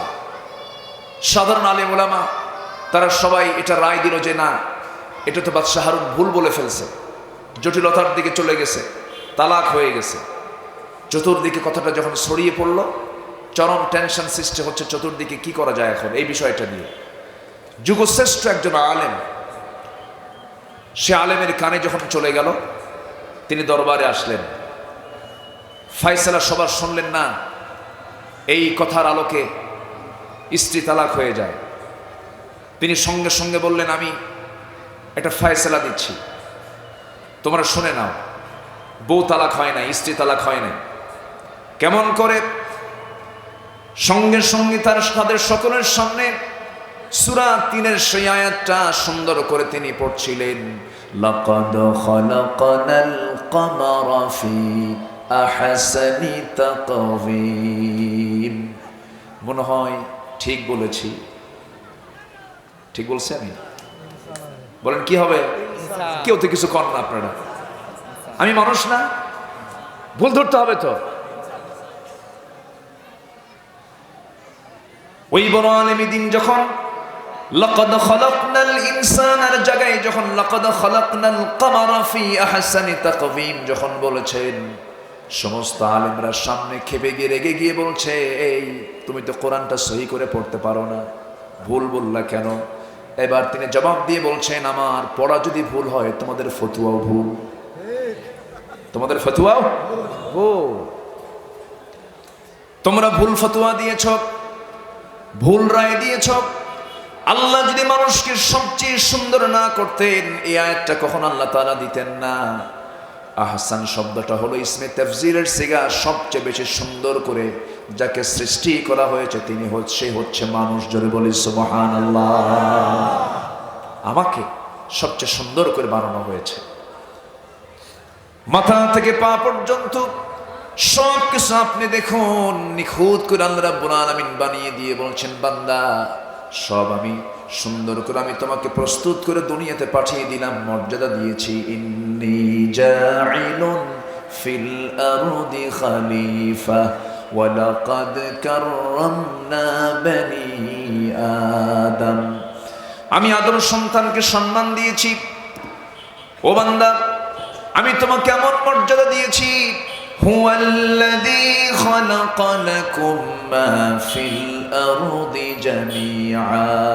তিনি সেই মহান সত্তা যিনি আসমান জমিনে যা কিছু আছে সব তোমার জন্য তিনি সৃষ্টি করেছেন। জোরে বলি সুবহানাল্লাহ। সব আমার এবং আপনার জন্য সৃষ্টি করেছেন, ইকো দিবেন না, আমার এবং আপনার জন্য সৃষ্টি করেছেন। এই আকাশ বিশাল ছাদ, এটা আমার জন্য বানানো হয়েছে। বিস্তৃত জমিন, এটা আমার আপনার জন্য বানানো হয়েছে। পৃথিবীর সকল মাখলুক আমার খাদেম, আমার খেদমতের জন্য বানানো হয়েছে। জোরে বলি সুবহানাল্লাহ। আমার দায়িত্ব কি? আমার দায়িত্ব হলো কার গোলামি করা? আসতে বলবেন না, কার গোলামি করা? সকল মাখলুকও কার দাসত্ব করে? তাদের দাসত্বের ভিতরে কোনো ভুল নেই, তারা নির্ভেজাল দাসত্ব করে। তাদের আল্লাহর কাছে সারেন্ডার করার ক্ষেত্রে কোনো দুর্বলতা নেই। এমন কোন প্রাণী নেই যে প্রাণী আল্লাহর জিকির করে না, তাসবিহ জপে না। লা তাফকাহুনা তাসবিহাহুম। প্রত্যেকটা প্রাণী তাসবিহ জপে, তোমরা তাদের ভাষা বোঝো না, কিন্তু তাদের হিসাব হবে না। মৃত্যুর মধ্য দিয়ে তাদের সব শেষ হয়ে যাবে। আর আমাদের মৃত্যুর মধ্য দিয়ে জীবন শেষ না জীবন শুরু? জীবন শেষ না জীবন শুরু? এই বিশ্বাস কি আছে 16 আনা? এই বিশ্বাস কি 16 আনা আছে? 16 আনা যদি থেকে থাকে তাহলেই কথা জমবে। ষোলো আনা যদি এই কথা যদি না মনে থাকে যে না মরার পরে জীবন শুরু নাই, তাহলে তাদের কানে কোরআনটা ঢুকবে না। তাদের মুখ থেকে বের হয় মানুষ আগে বানর ছিল। কথা বোঝেন নাই? মানুষ আগে কি ছিল? বানর ছিল। তাদের মুখ থেকে এগুলো বের হয়। সম্মানিত ভাইয়েরা, এই কোরআন আল্লাহ তাআলা আমাকে আপনাকে দিয়েছেন না জানার জন্য না জানার জন্য? না জানার জন্য না জানার জন্য? জানার জন্য দিয়েছেন কোরআন। আমি যদি না জানি তাহলে মামলা খেতে হবে। কি খেতে হবে? কোথায় মামলা খাবো বলেন? বলেন কোথায় মামলা খাবো? না, আল্লাহর আদালতে তো আছে, কিন্তু মামলাটা কে করবে, তার বাদীকে, আসামিকে একটু জানা দরকার আছে না? এই দুনিয়ার যশোর কোর্টে কিন্তু মামলা না। এই মামলা হবে খুব হার্ড মামলা। দুনিয়ার মামলার রায় তো বিচারক দেয়, কিন্তু ওই মামলার রায় দেবেন কে? আসতে বলবেন না, কে দিবেন? আল্লাহ দিবেন। কিন্তু মামলার বাদী হবেন হলো যে নবীকে আমরা দয়ার সাগর বলি, যে নবীকে আমরা দয়ার নবী বলি, যে নবী যে আমাকে দারুণ ভালোবাসেন, আমিও রাসূলকে ভালোবাসতে হবে, আমারও দায়িত্ব এটা। কিন্তু আমার নবীজি সেই দিনে এত বড় দয়ার সাগর নবীজি, আমি তার উম্মত, কিন্তু আমি যদি কোরআনটা যদি না জানি না শিখি, সেই রাসূল আমার আপনার বিরুদ্ধে তিনি মামলা দিবেন, আল্লাহর আদালতে তিনি বাদী হবেন। সেই দিন কি বলবেন তিনি? ক্বালার রাসূল ইয়া রাব্বি ইন্না কওমি ইত্তাখাযু হাযাল কুরআনা মাহজুরা। সূরাতুল ফুরকান আয়াত নম্বর 30। আল্লাহ রাসূল সেই দিন বলবেন, আল্লাহ এই সমস্ত লোকেরা কোরআনটাকে পরিত্যক্ত করে রেখেছে, এদেরকে আমি মামলা দিলাম, তুমি আল্লাহ এর মামলার রায়টা দিয়ে দাও। কোন সমস্ত লোকের বিরুদ্ধে মামলা হবে? যে সকল নেতা কোরআন দিয়ে রাষ্ট্র চালায় নাই। কেউ তো কোনো আওয়াজ দেন না। কোরআন দিয়ে কি চালায় নাই? রাষ্ট্র চালায় নাই। তাহলে নেতার কি বিপদ আছে না নাই? এখন তো নেতা হতে বেশি যোগ্যতা লাগে না। এখন নেতা হতে লাগে হলো পেট মোটামুটি মাশাআল্লাহ 9-10 মাসের মতো হতে হবে, আর মোষটা হতে হবে হাইব্রিড জাতের মোষ, 2-2.5 ইঞ্চি মোটা। এই দুটো যোগ্যতা থাকলেই বাস সে নেতা হয়ে গেল। কিন্তু নেতার বৈশিষ্ট্য তো এটা নয়। নেতার বৈশিষ্ট্য যদি আমরা যদি খুঁজে বের করতে চাই, বৈশিষ্ট্য খুঁজে পাবো হলো মুহাম্মদ সাল্লাল্লাহু আলাইহি ওয়াসাল্লামের মাঝে। আমি আলোচনার মাঝে একটু বলার চেষ্টা করব, দিনের বেলা তো যতটুকু পারা যায় আমি যে সাবজেক্টটা ধরেছি আমি ফিনিশিং দেওয়ার চেষ্টা করব। আমি দীর্ঘ 24-25 বছর যাবৎ কোরআনের কথা বলি। আমি যতটুকু পারি কোরআন এবং হাদিসকে সামনে রেখে বলার চেষ্টা করি, কাউকে খুশি করার জন্য বলতে চাই না। আমার কথায় অনেকের গায়ে লেগে যেতে পারে। ইতিমধ্যে একটা কথা আমি বলেই ফেলেছি, যে সকল নেতা কোরআন দিয়ে সমাজ রাষ্ট্র চালায় নাই তার বিরুদ্ধে মামলা হবে। মামলার বাদী হচ্ছেন মুহাম্মদ সাল্লাল্লাহু। আদালতে কার আদালতে? আসতে বলবেন না, কার আদালতে? আল্লাহর আদালতে। নাম্বার 2 হলো যে সকল প্রতিষ্ঠান প্রধান যারা তাদের ছাত্র ছাত্রীদেরকে কোরআন শিক্ষা দেয় নাই, স্কুলের টিচার হয়েছেন, শিক্ষক হয়েছেন, কলেজের টিচার হয়েছেন, শিক্ষক হয়েছেন, দুনিয়ার সকল জ্ঞান দিয়েছেন, কিন্তু কোরআনটা শিখান নাই, মামলা হবে কিনা বলেন? মামলা হয়ে যাবে। কারণ আপনার সামনে আপনি দায়িত্ব পেয়েছেন, সেই দায়িত্বটা আপনি পালন করেন নাই। এই জন্য আপনি শিক্ষক, এত বড় মর্যাদা হওয়ার পর আপনি মহান শিক্ষক, আপনার নামে মামলা দিবেন। মহান শিক্ষক হচ্ছেন মুহাম্মদ সাল্লাল্লাহু আলাইহি ওয়াসাল্লাম। নাম্বার 3 হলো যে সকল পিতামাতা তাদের সন্তানদেরকে কোরআন শেখায় নাই, দুনিয়ার সকল শিক্ষা শিখাইছে কিন্তু সন্তানদেরকে কোরআন শিক্ষা দেয় নাই, ওই সমস্ত বাপ মার বিরুদ্ধে মামলা দিবেন মুহাম্মদ সাল্লাল্লাহু আলাইহি ওয়াসাল্লাম। যে সকল মানুষ স্বেচ্ছায় কোরআন শেখা এবং অনুসরণ থেকে যারা নিজেকে দূরে রেখেছে, ইচ্ছা করে কোরআনটা পড়ে নাই, এমন লোক তো আমার দেশে নাই। আসতে বলে বুড়ো চাচার বয়স 60 বছর, 60 বছর বয়স হয়ে গেছে। যখন বুড়ো চাচাকে বলি, চাচা নামাজ পড়তে তো সহি তেলাওয়াত লাগে, কোরআনটা সুন্দর করে পড়েন, কোরআনটা সুন্দর করে আয়ত্ত করার চেষ্টা করেন। বাবা বুড়ো হয়ে গেছি, দাঁতগুলো পড়ে গেছে, মুখেই আসে না। কিন্তু চাচাকে যখন বলা হয়, চাচা কেশবপুর পৌরসভার সামনে যে একটা জমি আছে, আপনার জমির দাগ নাম্বার কত? 83। হ্যাঁ হ্যাঁ, তা ঠিক আছে, হ্যাঁ তা ঠিক আছে, 83 নাম্বার দাগ ঠিক আছে। চাচা প্রত্যেক সপ্তাহে যশোর কোর্টে চলে যান, সপ্তাহে 2 দিন কোর্টের বারান্দা দিয়া বড় বড় ফাইল নিয়ে তিনি ঘুরে বেড়ান। যখন তাকে বলা হয়, চাচা আপনি কোর্টের বারান্দায় বুড়া মানুষ ফাইল নিয়ে ঘুরতেছেন কেন? তখন বলে, বাবাজি 10 বিঘা জমির মামলা চলতেছে, মামলার আদালতের রায় হয়ে যাবে, উকিল মাঝে মাঝে বোঝে না, উকিলকে কিছু জ্ঞান দিয়া যায়। তাহলে উকিলকে জ্ঞান দেওয়ার বুদ্ধিও আছে, দাগ নাম্বারও মুখস্থ আছে, আরএস নাম্বার মুখস্থ আছে, খতিয়ান নাম্বার মুখস্থ আছে, সব বোঝে, চাচা কোরআন বোঝে না। আমার কথা কি বুঝতেছেন? মামলা দেবেন কে? বলেন কে দিবেন? মুহাম্মদ সাল্লাল্লাহু। তাহলে মামলা যদি রাসূল দেয়, সুপারিশ কপালে আছে তো নাকি? সুপারিশ কপালে আছে। আমি কিন্তু একটু হতাশজনিত কথা বলছি, আমি কিন্তু হতাশজনিত হওয়া যাবে না, হতাশ হওয়া যাবে না। আমাকে ঘুরে দাঁড়াতে হবে, শিখতে হবে। আফসোস, বিসিএস ক্যাডার, বিসিএস ভাই বা পরীক্ষায় যদি আজকে যদি বলা হতো যে সমস্ত বিসিএস ভাই বা বিসিএস পরীক্ষার্থী যারা আছো, তাদের পরীক্ষা ভাইভা বোর্ডে বিশেষ দ্রষ্টব্য কোরআনের 30 পারার যে কোনো জায়গা থেকে 1 পৃষ্ঠার কোরআন তেলাওয়াত শোনা হবে। যদি এই জাতীয় যদি কোনো কন্ডিশন দেওয়া হতো, দেশে কোনো কোরআন পড়া ছাড়া লোক থাকতো? আসতে বলে, কোরআন পড়া ছাড়া লোক থাকতো? বরঞ্চ তা না করে প্রশ্ন করে কি জানেন? প্রশ্ন করে হলো, বিশ্বকাপ আইসিসি ক্রিকেটে কোন ক্রিকেটার সবচাইতে বেশি উইকেট পাইছে? এটা হলো প্রশ্ন। এটা তো জান্নাতে যাওয়ার খুব বড় কোশ্চেন না এটা? এই হলো অবস্থা। আমার দিকে তাকান, একটু কান লাগাবেন, মনোযোগ দিয়ে একটু শোনার চেষ্টা করবেন। তাহলে মামলা থেকে বাঁচার জন্য আমাদের চেষ্টা করার দরকার আছে না নাই? বলেন আছে না নাই? আবার আল্লাহ তাআলা আরেক জায়গায় বলছেন, যারা আমার জিকির থেকে, যারা আমার কোরআন থেকে যারা নিজেকে দূরে রাখবে, গুটিয়ে রাখবে, ওয়ামান আ'রাদা আন যিকরি ফাইন্না লাহু মাঈশাতান দানকা ওয়া নাহশুরুহু ইয়াওমাল কিয়ামাতি আ'মা ক্বালা রাব্বি লিমা হাশারতানি আ'মা ওয়া ক্বাদ কুনতু বাসীরা। সেই দিন আল্লাহ বলছেন, যে বান্দা এই দুনিয়াতে আমার কোরআন থেকে, আমার জিকির থেকে যে নিজেকে গুটিয়ে রাখবে, আমি হাসরের ময়দানে আমি তাকে অন্ধ করে তুলবো। কি করে তুলবো? অন্ধ করে তুলবো। যার চোখ থাকবে না, সেদিন ওই বান্দা বলবে, আল্লাহ আজকে আমি অন্ধ কেন? আমার তো চোখ ছিল।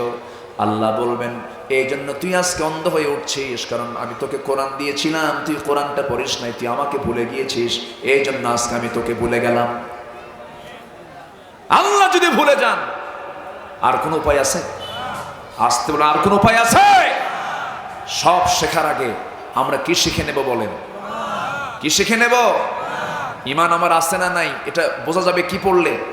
কোরআন পড়লে। নিজের ইমানকে নিজে যাচাই করতে হবে, নিজেকে বুঝে শুনে ইমানকে ঠিকঠাক করে নিতে হবে।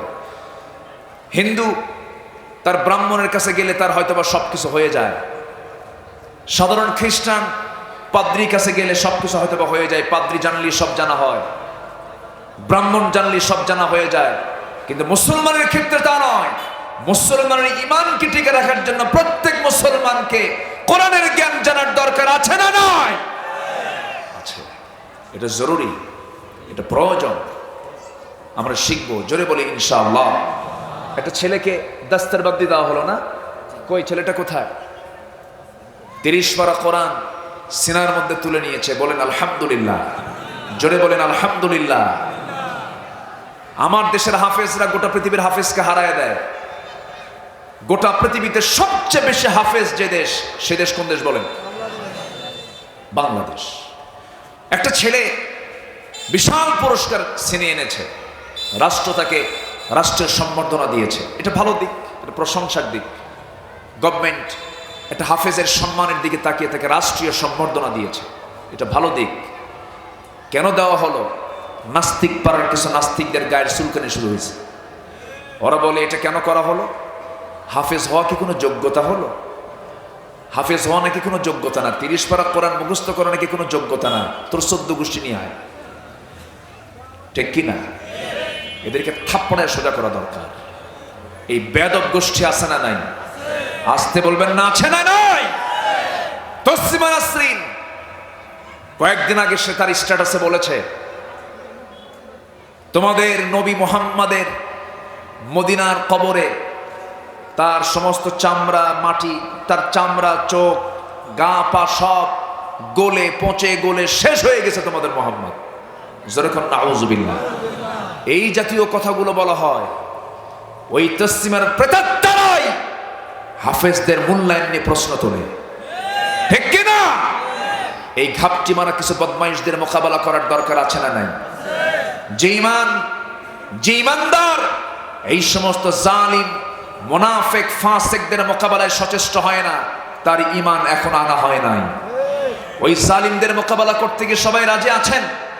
একটু রাজি আছেন কার একটা হাত উঁচু করে দেখেন না ভাই।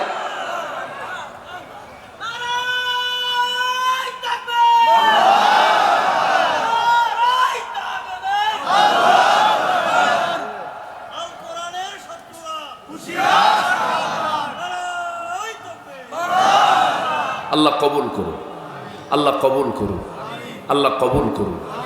সম্মানিত ভাইয়েরা, এই আওয়াজের প্রয়োজন কি আছে না? আসতে বলে এই আওয়াজের প্রয়োজন আছে না নাই? এই আওয়াজ দিয়েই বদরে বিজয় এসেছিল মুসলমানের। এই আওয়াজের মধ্য দিয়েই মুসলমানদের ঐতিহাসিক বিজয়গুলো এসেছে।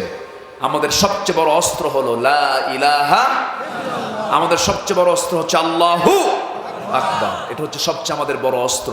এই অস্ত্রের কাছে পৃথিবীর কোনো অস্ত্র পারবে না। জোরে বলি ইনশাআল্লাহ, আর জোরে বলি ইনশাআল্লাহ। সম্মানিত ভাইয়েরা, আমি যেখান থেকে কথা বলেছি, আয়াত দিয়ে শুরু করেছি, তেলাওয়াত দিয়ে শুরু করেছি, সেখানে আল্লাহ তাআলা বলছেন 4টা কাজ করো, আমি তোমাকে মুমিনের সার্টিফিকেট দিয়ে দেবো। যেরকম সুবহানাল্লাহ। আল্লাহ রাব্বুল আলামিন সুন্দর করে বলছেন, والذين آمنوا وهاجروا وجاهدوا في سبيل الله والذين آووا ونصروا أولئك هم المؤمنون حقا أولئك هم المؤمنون حقا لهم مغفرة ورزق كريم। জোরে বলুন আল্লাহু আকবার। নাম্বার 1 হলো 4টা কাজের মধ্যে 1 নাম্বার কাজ হলো যারা ঈমান আনবে। 1 নাম্বার যারা ঈমান আনবে। হয়তো বলবেন হুজুর ঈমান আনা এটা কোনো কাজ হলো নাকি? ঈমান তো অনেক আগে এনে রাখছি। এরকম লোক আছে তো। আমার নাম ঈমান আলী। নাম কি? নামই হলো ঈমান আলী। নাম হলো ফজর আলী। ঘুম থেকে উঠে সকাল 10টার দিকে, আছে না নাই?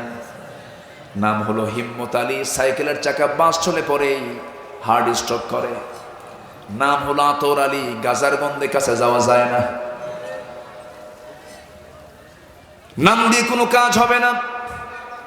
বংশগত কৌলিন্য দিয়ে আল্লাহর সামনে কোনো সম্মান পাবো না আমি। বংশের মর্যাদা দিয়ে যদি সম্মান পাওয়া যেত, আবু তালেবও পেত, আবু লাহাবও পেত, আজরও পেত, কেনান পেত। তারা তো নবীর সন্তান ছিল, নবীর বাপ ছিল, নবীর চাচা ছিল। বংশগত পরিচয় দিয়ে আল্লাহর সামনে কোনো নাজাত পাওয়া যাবে না। পীরের সন্তান বলে, আপনি আলেমের সন্তান বলে নাজাত পাবেন তা হবে না। নিজের মধ্যে যোগ্যতা রাখতে হবে 16 আনা। ঠিক কিনা বলেন? আমার নবীজির প্রাণ প্রিয় চাচা আবু তালেব, সবাই চিনেন, সবাই জেনেছেন তার নাম। আমার নবীজির বাবা দুনিয়া থেকে রাসূলের জন্মের আগেই দুনিয়া থেকে বিদায় নিয়েছেন। আবু তালেবের মতো মানুষ নবীকে ব্যবসা শিখিয়েছেন, নবীজিকে বিয়ে শাদী করিয়েছেন, নবীজির জন্য জেল পর্যন্ত খেটেছেন। 3.5 বছর পর্যন্ত শিবে আবু তালেবে বয়কটে তিনি থেকেছেন। এত সহযোগিতা রাসূলকে করার পরেও আবু তালেবের মতো মানুষ জান্নাতি না জাহান্নামী? কি নাই? আসতে বলে কি নাই? ইমান নাই। বংশ দিয়ে কি করবেন? অনেকে বংশের বড়াই দেখে, আমি চৌধুরী, আমি সৈয়দ, আমি মোঘল, আমি মির্জা, আমি পাঠান, আছে না নাই? আসতে বলবেন না, আছে না নাই? গত 6 মাস আগে হবে, আমার একটা প্রোগ্রাম ছিল চট্টগ্রাম। আমি ঢাকা এয়ারপোর্টে ডোমেস্টিক সাইড দিয়ে বিমানের বোর্ডিং পাস নিয়ে ভিতরে ঢুকবো, ভিতরে ঢুকে দেখি বসার জায়গা পাচ্ছি না। এখন তো যেখানেই যাবেন পুরুষের আনাগোনা বেশি না মহিলার আনাগোনা বেশি? যেখানেই যান আপনি, মার্কেটে পুরুষ বেশি না মহিলা বেশি? অফিস আদালতে পুরুষ বেশি না মহিলা বেশি? তাও কি গায়ে কাপড় চোপড় আছে? কাপড় চোপড়ও নেই। এখন তো কাপড় চোপড় রাখা, এটা বলে যে এটা দাদিদের স্টাইল। কাপড় চোপড় দাদিরা পরবে, কাপড় চোপড় নারীরা পরবে। এই ভাবির আর বা এই ইয়াং মেয়েরা কি কাপড় চোপড় পরবে? তাই মেয়েরা কেন কাপড় চোপড় পরবে? যত মেয়ে যত কাপড় চোপড় খোলে সে নাকি তত আধুনিক হয়ে যায়। আর যে নায়িকা যত কাপড় খুলতে পারে তাকে বলা হয় সাহসী অভিনেত্রী। যেরকম নাউজুবিল্লাহ, এই নোংরামির চূড়ান্ত সীমা এখন অতিক্রম হচ্ছে। আমার দেশেও নোংরামির চূড়ান্ত লেভেল ক্রস করছে। গতকাল গেল 14ই ফেব্রুয়ারি, আন্তর্জাতিক লুচ্চা দিবস, বেহায়া দিবস। কে ঠিক কিনা? এই দিবসকে মুসলমান কখনো বিশ্বাস করতে পারে? এই দিবসকে বর্জন করাই ভালোবাসা। এই দিবসকে বর্জন করাই কি ভালোবাসা? এই দিবস মানে হলো নারীদের সতীত্ব নষ্ট হয়ে যাওয়া। এই দিবসকে ফলো করা মানে যুবকের চরিত্র নষ্ট হয়ে যাওয়া। সম্মানিত ভাইয়েরা, এই দেশের সংস্কৃতিতে ভিনদেশীয় পশ্চিমা ইউরোপের সভ্যতা আমার দেশে চালু করতে চায় এমন কিছু বদমাইশ আছে না নাই? আসতে বলবেন না, আছে না নাই? আছে। আমরা এগুলোকে বিশ্বাস করি না। আজকে ভালোবাসা দিবসের নামে বেহায়াপনা দিবসে, কালকে যশোরের গদখালি নাম শুনছেন কিনা জানি না। যশোরের গদখালি কিসের জন্য বিখ্যাত? ও ভালোই তো জানেন সবাই, একই জেলাতে। হয়তো ভাবতেছেন যে হুজুর কোনো খবর রাখে না। যত ফুল গেছে সব গদখালি থেকে। গতকাল ফুলটা যেটা নর্মাল সময়ে বিক্রি হয় 2 টাকা 3 টাকা পিস, সেই ফুল গতকাল পাইকারি দর গেছে 75 টাকা পিস পর্যন্ত। ঢাকার শাহবাগে গেছে হলো 500 থেকে 700 হাজার টাকা পর্যন্ত একটা গোলাপ ফুল। এই ফুল এত টাকা দিয়ে কিনে কে কাকে দেবে? স্বামী স্ত্রীকে দেবে না মগা মগিকে, টোনা টনিকে দেবে? আর এই দৃশ্যগুলো সবার সামনে এগুলো হচ্ছে, সবাই দেখতেছে আর বলছে বাহ সুন্দর তো, চালিয়ে যাও, আমরা সহযোগিতা করছি। উচিত ছিল প্রশাসনের 1.5 হাত লাঠি দিয়া পিটায়া শাস্তি দেওয়া।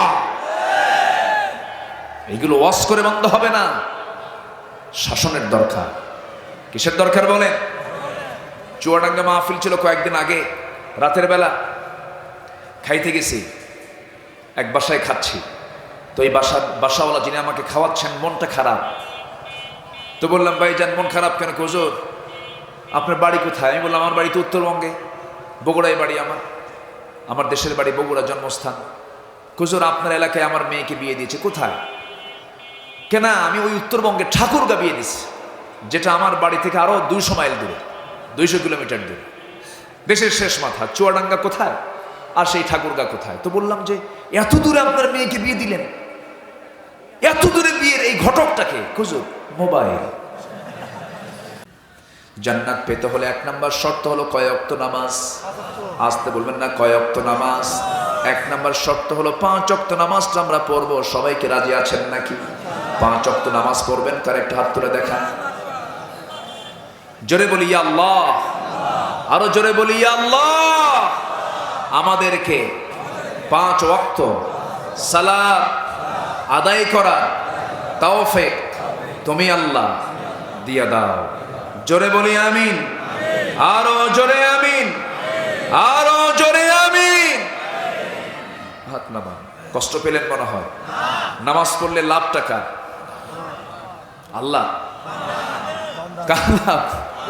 আমার লাভ। জান্নাতের চাবি কি বলেন? বলেন জান্নাতের চাবিটা কি বলেন? চাবি যদি না বানান আপনি তালা খুলবেন কেমন? বুঝে আসে না। জাহান্নামে যাওয়ার 1 নম্বর কারণ কি বলেন? নামাজ না পড়া। কোরআনকে প্রশ্ন করেন, কোরআন বলো তো জাহান্নামে যাবে যারা, তাদের 1 নম্বর অপরাধ কি? সূরা মুদ্দাসসির জবাব দিচ্ছে, মা সালাকাকুম ফি সাকার ক্বালু লাম নাকু মিনাল মুসাল্লিন ওয়া লাম নাকু নুতঈমুল মিসকিন ওয়া কুন্না নাখুদু মা'আল খায়িদিন ওয়া কুন্না নুকাযযিবু বিয়াউমিদ্দিন হাত্তা আতানাল ইয়াকিন। জোরে বলুন আল্লাহু আকবার। জাহান্নামে যাওয়ার এক নাম্বার কারণ হলো নামাজ। নামাজটা না পড়া। আমরা জীবনে কেউ নামাজ ছেড়ে দেব না, জোরে বলি ইনশাআল্লাহ। সাহাবীরা কত কষ্ট করে নামাজ পড়েছেন। ফজরের আজান হয়ে গেছে, এক সাহাবীর পরিবারে কোনো কাপড় চোপড় নাই, মাত্র একটা চাদর। কয়টা চাদর বলেন? গোটা পরিবার মিলে একটা মাত্র চাদর, এই একটা মাত্র কাপড় ছাড়া কোনো কাপড় ছিল না, কোনো বাড়িও নাই। পাহাড়ি গর্তের মধ্যে স্বামী স্ত্রী তারা বসবাস করেন, নিজের কোনো নিজস্ব বাড়ি নাই। ওই সময় পাহাড়ি গর্ত থেকে ওই স্বামী চাদরটা মুড়ে কোনো মতো সতরটা থেকে মসজিদে এসে নামাজ পড়ে যেতেন নবীর পিছনে। কিন্তু তিনি নামাজটা পড়তেন, ফরজ নামাজ পড়ি দেরি করতেন না। ফরজ নামাজ পড়ি দেরি না করি সেই সাহাবী করতেন কি, সেই জায়গা থেকে মুসাল্লা থেকে তাড়াহুড়ো করে দৌড়ে চলে যেতেন। নবীজি এটাকে মাইন্ড করলেন। একদিন রাসূল একদিন পিছন থেকে ডাক দিচ্ছেন, ও তালহা এদিকে আসো, আমি তোমাকে প্রায় লক্ষ্য করে দেখি ফরজ নামাজের পরে তো কিছু জিকির আজকার আছে, আল আযকারু বা'দাস সালাহ, নামাজের পরে কিছু জিকির আছে, সেই জিকিরগুলো না করে তুমি আমার বয়ান না শুনে তুমি চলে যাও, এর কারণটা কি? তুমি কি আমাকে পছন্দ করো না নাকি? সঙ্গে সঙ্গে তালহার চোখে পানি চলে আসছে। চোখের পানি ফেলতে ফেলতে বলছেন, ইয়া রাসূলুল্লাহ, আল্লাহর কসম আমার মনে হয় আমি 24 ঘন্টা আপনার সামনে বসে থাকি, আমার কোনো আপত্তি নাই, কিন্তু হুজুর আমি কেমন করে বলি আপনাকে বলতে চাইছিলাম না। আল্লাহর কসম আমার কোনো নিজস্ব ঘর বাড়ি নাই, আমার কোনো কাপড় চোপড় নাই। গোটা আমরা স্বামী স্ত্রী আমরা দুজন মিলে একটা পাহাড়িয়া গর্তের মধ্যে থাকি, মোটে দুইজন মিলে একটা চাদর আমাদের, এই চাদর ছাড়া কোনো চাদর নেই, এই কাপড় ছাড়া কোনো কাপড় নাই। আমি ফজর নামাজ আপনার পিছনে আদায় করার পর যদি আমি দেরি করে বসে থাকি আমার বউটার নামাজ কাজা হয়ে যাবে, এই চিন্তা মাথায় নিয়ে আমি করে কি ফরজ নামাজ শেষ হলে দৌড় মেরে পাহাড়িয়া গর্তের মধ্যে যাই, আমার শরীর থেকে চাদরটা খুলে দিয়ে বউয়ের গায়ে দিয়ে দিই, বউটা এই চাদরটা দিয়ে ফরজ নামাজ আদায় করে নেয়। নামাজ নামাজ নামাজ যে অবস্থায় থাকে না কেন, 5 ওয়াক্ত নামাজ আমরা কেউ ছাড়বো? পরিবারকে নামাজের জন্য বলবো। স্কুলে যায় না সন্তানকে আমরা শাসন করি, এরপরে অন্য কাজের জন্য আমরা শাসন করি, পড়াশোনার জন্য আমরা শাসন করি, কাজের জন্য আমরা শাসন করি, কিন্তু এক নাম্বার শাসন হবে কিসের জন্য? কিসের জন্য? নামাজের জন্য। নামাজের জন্য শাসনটা থাকতে হবে। আল্লাযীনা আমানু, যারা ঈমান আনবে, ঈমান আনা মানে ঈমানদারের জীবনে কি নামাজ কি বাদ যাবে নাকি? আস্তে নামাজ কি বাদ যাবে নাকি? তবে হ্যাঁ, ঈমানের বিষয়ে যদি আমি কথা বলতে চাই ঘন্টার পরে ঘন্টা লেগে যাবে। ঈমান আনা মানে কি? ঈমান আনা মানে হলো আমানতের খেয়ানত না করা। ঈমান আনা মানে হলো ওয়াদা ভঙ্গ না করা। আমার দেশে এমন বহু হাজি আছে, বহু মুরব্বী আছে যারা মেয়ের অংশটুকু মরার আগ দিয়ে জীবদ্দশায় মেয়ের অংশটুকু ছেলের নামে দলিল করে দিয়ে যায়। আছে নাকি? আছে আছে। তুমি নামাজি নামাজ পড়ো, তুমি ট্রিপল হাজি হজ করে আসছো, এমন কোন দিন নাই আমার টেবিলে এই জাতীয় প্রশ্ন আসে না। আমার টেবিলে প্রশ্ন আসে, প্রত্যেক মাহফিলে আসে, হুজুর আমার বাপ, আমি তার মেয়ে, আমার সম্পত্তি তার জীবদ্দশায় তার ছেলে শুধু না, তার ছেলের ঘরের নাতির নামে দলিল করে দিয়ে গেছে। আছে নাকি? আসতে বলবেন না, আছে না? নাই। এগুলো বদমাইশ কুলাঙ্গার, এগুলো জাহান্নামে আল্লাহ তাআলা উপর করে ঢুকাবেন। এগুলো সম্মানিত ভাইয়েরা, একটু কান লাগান, একটু মনোযোগ দিয়ে শোনেন। বাপ মারা গেছে এক যুগ, বাপ মারা গেছে কি এক যুগ, 12 বছর হলে বাপ মরে গেছে। বোন বাপের বাড়ি আসে, ভাইয়েরা আছে, ভাইদের কাছে লজ্জায় কিছু বলতেও পারে না, যে বলবো না জেনে কোন গন্ডগোল লাগে। বোন গেলে ভাই মনে করে যেন কি যেন আমার ভেঙ্গে চুরে নিয়ে সব চলে গেল। আচ্ছা, বোন কি ভাইয়েরটা নিয়ে যাবে না বোন বোনেরটা নিয়ে যাবে? যে ভাই তার বোনের সম্পত্তি দিতে কৃপণতা দেখায় তার জন্য জান্নাত হারাম। আস্তে কয়, আস্তে কোন কেন? তার জন্য জান্নাত আছে নাকি? এটা বিধান কার? কার বিধান? আমার মায়ের আজকে খুব খুশি, হুজুর ভালো কিরকম, কিছু ভাই বসে আছে ওই জায়গায়, নাকি রাগ করতেছেন আপনারা? আপনি রাগ করলে আমার কিছু করার নেই, আমার কিচ্ছু করার নেই, কারণ আপনাকে সতর্ক করে দেওয়ার দায়িত্ব আমার। আপনি জান্নাত থেকে মাহরুম হবেন, আমি কেন এই কাজ, আমি এই কথা কেন বলতে যাব? এক যুগ ধরে বনের অংশ বুঝে দেয় না, বোনকে আবার মাঝে মাঝে দাওয়াতে দিয়ে পাম্পটি দেয়, বোনকে দাওয়াত দিয়ে নিয়ে আসে, বোনকে দাওয়াত দিয়ে নিয়ে এসে ওই জামতলার সাদেক আলী মিষ্টি খাওয়ায়। কে আছে নাকি? দামি দামি বাজার করে নিয়া গরুর গোশত, মুরগির গোশত সব সুন্দর করে রান্না বান্না করে খাওয়ায়, বছরে 2-3 বার করে বোনকে দাওয়াত দেয়। কিন্তু এইদিকে 12 বছর ধরে বোনের জমিতে ধান লাগায়, ধানগুলো নিজের গোলায় ভরা, আছে না নাই? তাহলে সে কি খাওয়ায় না, বোনেরটাই বোন খায়? কি কথা কি বুঝতেছেন আপনি? ভাই এক পর্যায়ে আস্তে করে পাশে বসায় নিয়ে বলে, বোন আমার শোনো, তোমার বিয়ে শাদী হয়ে গেছে, বাপটা মরে গেছে, এক যুগ হলে তুমি আমাদের থেকে কিছু অংশ পাও, তুমি বোন হিসেবে তুমি কিছু অংশ পাও, তবে একটা কথা বলি, কি অংশ নিলে কিন্তু ধ্বংস হয়। দেখছেন এটা কি ওয়াজ না শয়তান থেকে আসা কথা? বলেন এটা কি আল্লাহর ওয়াজ না শয়তানের ওয়াজ? কার ওয়াজ? ও যদি 14 হজ করে, হজকে কবুল হবে? হজকে কবুল হবে? হবে না। আমার ভাইয়েরা, কোন হক নষ্ট করা যাবে না।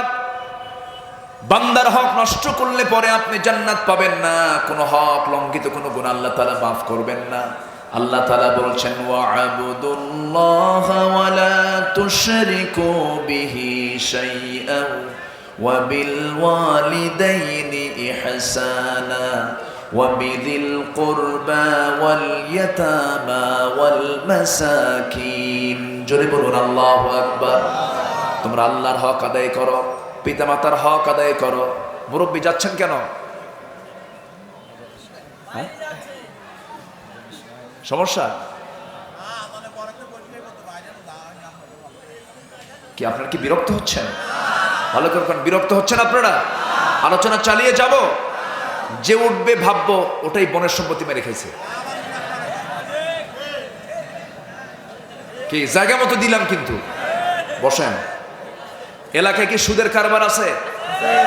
হ্যাঁ, উঠবেন না এখন, উঠলে কিন্তু ভাববো ওটা সুদ খা। বসেন। ফাঁকি দিয়া জান্নাত নেব? অসম্ভব। হক নষ্ট করে জান্নাত পাওয়া যাবে না। ওয়াদা ভঙ্গ করা যাবে না, প্রমিস নষ্ট করা যাবে না। একজন জমির দাম করেছে, সেই জমির দামের উপর আরেকজন দাম করতে পারবে না। এগুলো হক লঙ্ঘন।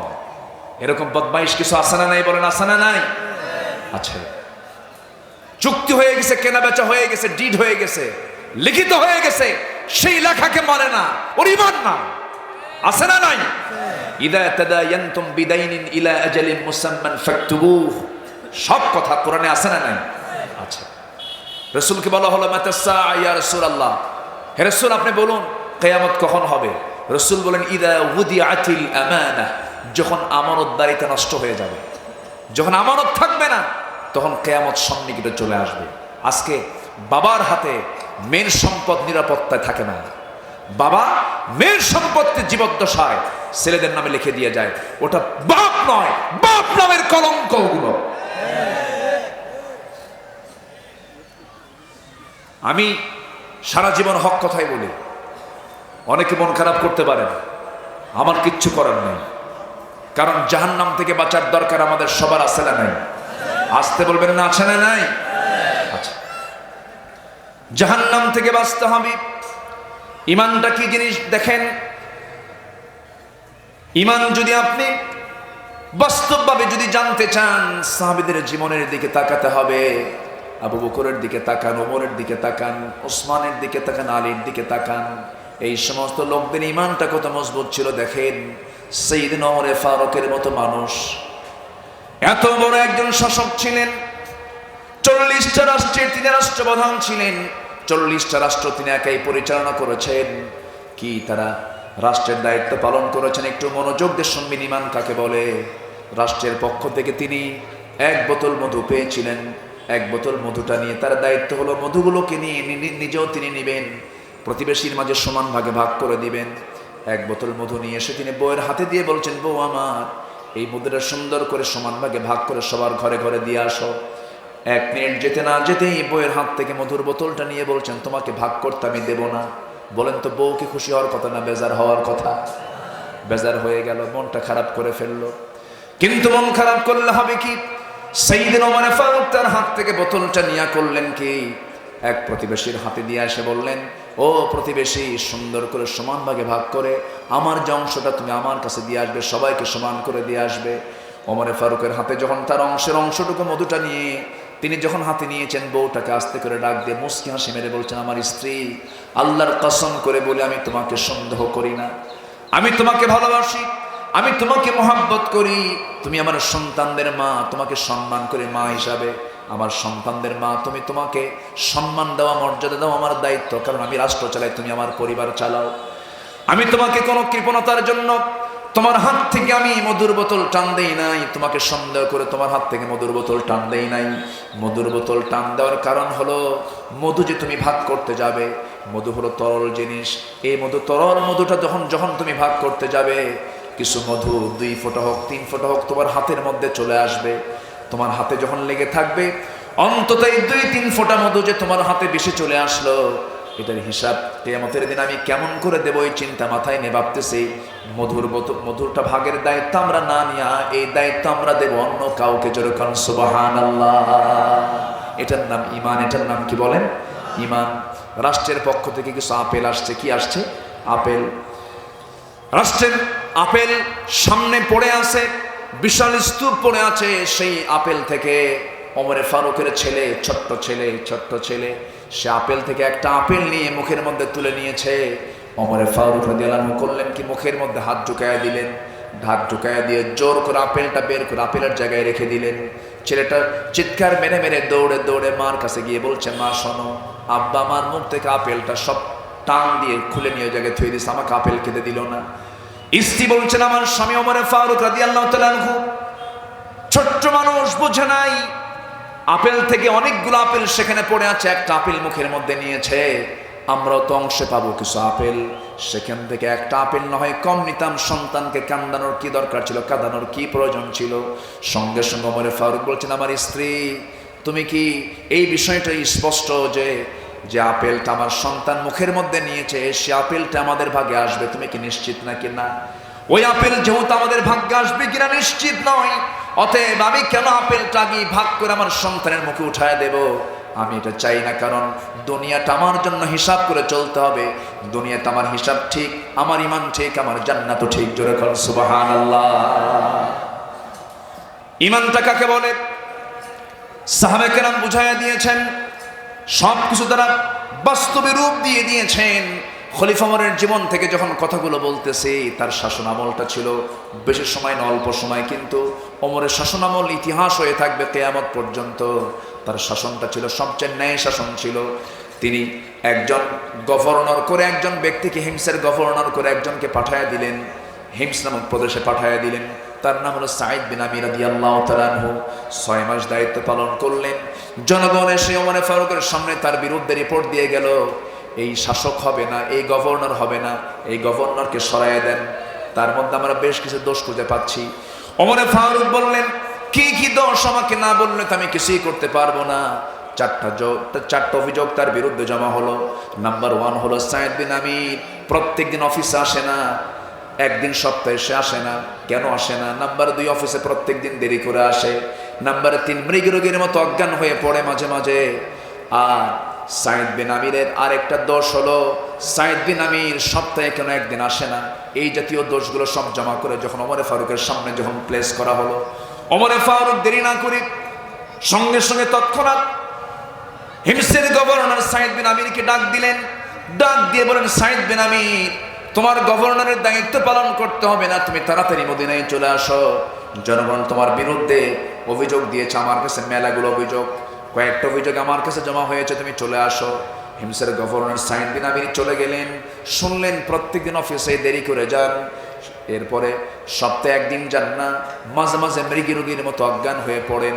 এই সমস্ত দোষগুলো যখন তার সামনে বলা হলো, তিনি বললেন, আমিরুল মুমিনিন, যে দোষগুলো জনগণ দিয়েছে প্রত্যেকটা জবাব আমি একটা একটা করে দিতে পারবো। যেরকম সুবহানাল্লাহ। এবার যখন তাকে বলা হলো, সাইদ বিন আমির, এক নম্বর অভিযোগ হলো তুমি প্রত্যেক দিন অফিসে যাও না কেন? নাম্বার 2 অভিযোগ হলো দেরি করে যাও কেন? তিনি বলছেন, সপ্তাহে একদিন এই জন্য যাই না, আল্লাহর কসম করে বলি, আমি সাইদ বিন আমির, আমি আপনাকে ভালোবাসি।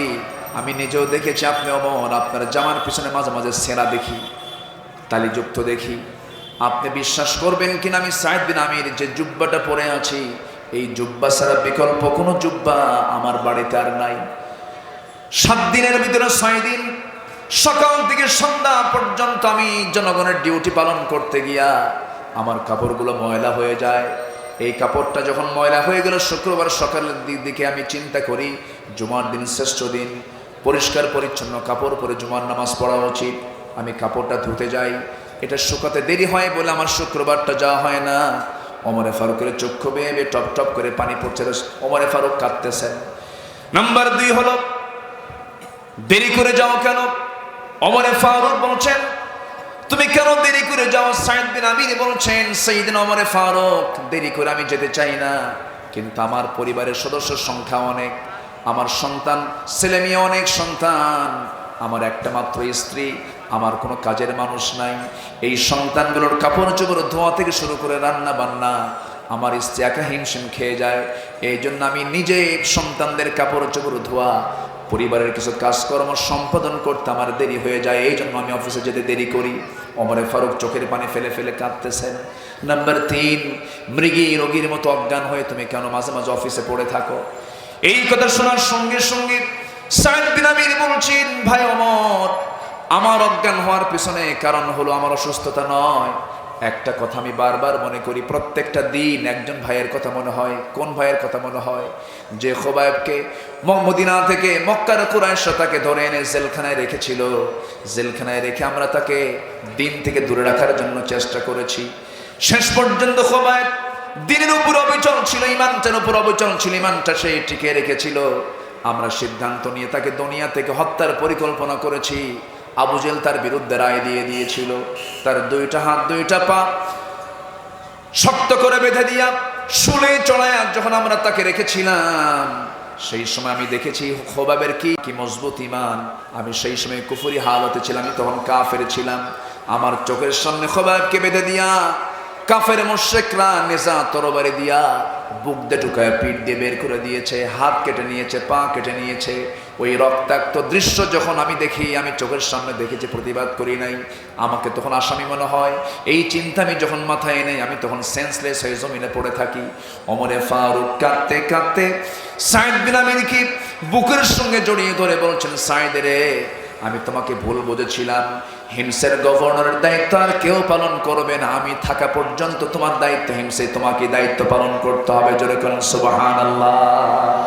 এটার নাম ইমান। এটার নাম কি বলেন? এটার নাম কি বলেন? ইমান। আল্লাহ তাআলা বলছেন, ওয়াল্লাযীনা আমানু ওয়া হাজারু ওয়া জাহাদু ফি সাবিলিল্লাহ ওয়াল্লাযীনা আওয়াউ ওয়া নাসারু উলাইকা হুমুল মুমিনুনা হাক্কান লাহুম মাগফিরাতুন ওয়া আজরুন ওয়া রিজকুন কারীম। জোরে বলুন আল্লাহু আকবার। নাম্বার 2 হলো হিজরত করা। নাম্বার 2 কি? হিজরত করা। নবীজি মক্কার বাসিন্দা, হিজরত করেছেন কোথায়? বল, হিজরত করেছেন কোথায়? এখানে হিজরত করেছেন মদিনায়। মানে এখানে হিজরত মানে হলো দেশ ত্যাগ করা। কি ত্যাগ করা? দেশ ত্যাগ করা। এটা একটা হিজরতের পরিভাষা। আবার হিজরত মানে হলো স্যাক্রিফাইস করা। হিজরত মানে হলো নিজেকে বিসর্জন দেওয়া, হারাম কাজকে বর্জন করা, হারাম পন্থাকে বর্জন করা, এটাও হিজরত। নাম্বার 3 হলো ওয়াজাহাদু ফি সাবিলিল্লাহ, আল্লাহ রাস্তায় যারা জিহাদ করবে। আমাদের সমাজে বহু লোক আছে ইমানের মেহনতে ব্যস্ত আছে, কিন্তু জিহাদের মেহনত নাই। আসতে বলবেন না, আছে না নাই? জিহাদের দরকার আছে না নাই? সন্ত্রাস ইসলামে নেই, জঙ্গিবাদ ইসলামে নেই, কিন্তু জিহাদ ইসলামে আছে না নাই? জিহাদ ইসলামে আছে না নাই? জিহাদ আছে না নাই শুধু আপনি বলেন। সুদ যারা খাবে তাদেরকে মোকাবেলা করা হবে, মদ্যপান যারা করবে, মদের বোতল নিয়ে যারা কারবার করবে তাদের বিরুদ্ধে অবস্থান না হবে। জিহাদ করবেন কার সাথে? আপনাকে চেনার দরকার নেই, ও আপনাকে চিনে নেবে। কি কথা কি বুঝতেছেন? জিহাদ করার পর্যায়ে এখনো আছে না নাই? জিহাদ মানে কি? সকল প্রকার অন্যায়ের বিরুদ্ধে প্রতিবাদী হয়ে সামনে দাঁড়িয়ে যাওয়া, এটা একটা জিহাদ। আল্লাহ তুমি আমাদের এই জিহাদি তামান্না সবার মধ্যে জাগ্রত করে দাও। যে ঈমান অন্যায়ের বিরুদ্ধে প্রতিবাদ করতে জানে না, যে ঈমান হারামকে হারাম বলতে জানে না, হালালকে হালাল বলতে জানে না, তার ঈমান আনা হয় নাই। নতুন করে ঈমান আনতে হবে মুসলমান। সম্মানিত ভাইয়েরা, এই তিনটা কাজ যারা করবে আল্লাহ তাআলা বলছেন ওয়াল্লাযীনা আমানু নাসরু, এবং যারা জিহাদ করবে এবং জিহাদ যারা করে তাদেরকে যারা সাহায্য করবে, আল্লাহ বলছেন এরাই হচ্ছে প্রকৃত মুমিন। যেরকম সুবহানাল্লাহ।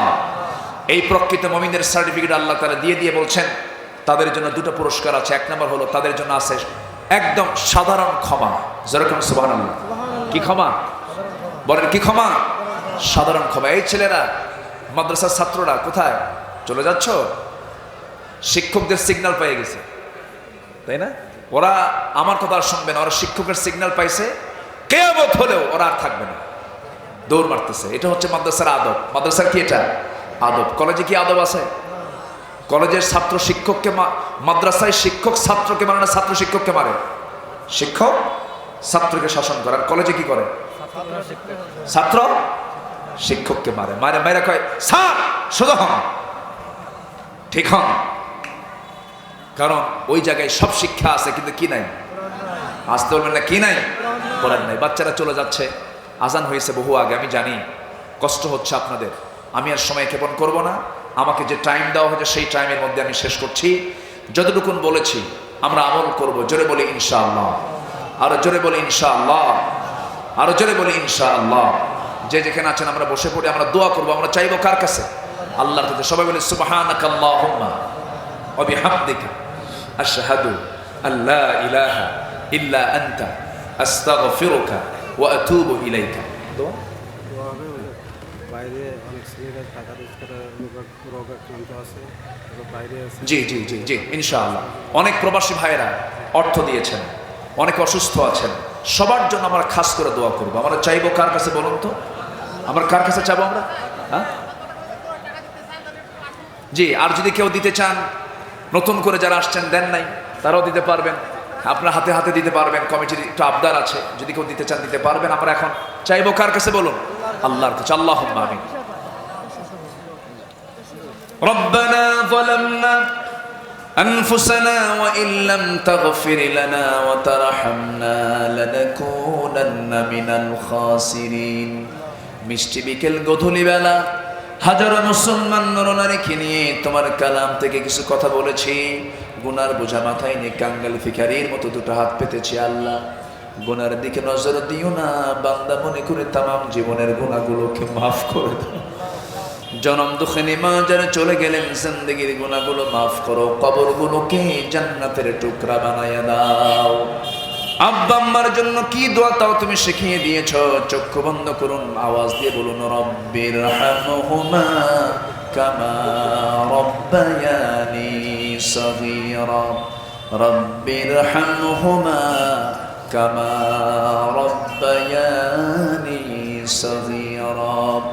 আল্লাহ তাআলা বিশেষ করে এই মাহফিলের আয়োজন যারা করলেন, শোনার জন্য যারা আসলেন, বিনিময়ে কিয়ামতের কঠিন ময়দান যেদিন কেউ কাউকে চিনবে না, এমনকি মা পর্যন্ত সন্তানকে অস্বীকার করে বসবে, সেই কঠিন মুসিবতের দিন এ মাহফিল সবার জন্য নাজাতের মাধ্যম তুমি আল্লাহ বানায় দিও। আয় আল্লাহ, তারা দুনিয়া থেকে কোন দিন বিদায় হবো জানি না, মরতে যখন হবে তুমি আল্লাহ শহীদি মত কপালে জুটাইয়া দিও। মালাকুল মত কোন দিন আসবে জানি না, ডান হাতে আমলনামা না আসা পর্যন্ত মরণ দিও না। এই এলাকার যুব সমাজ যে আয়োজনটা করেছে আল্লাহ, জান্নাতের ওসিলা করে দিও আল্লাহ। সবার আয়োজনকে তুমি আল্লাহ কবুল আর মঞ্জুর করে নিও।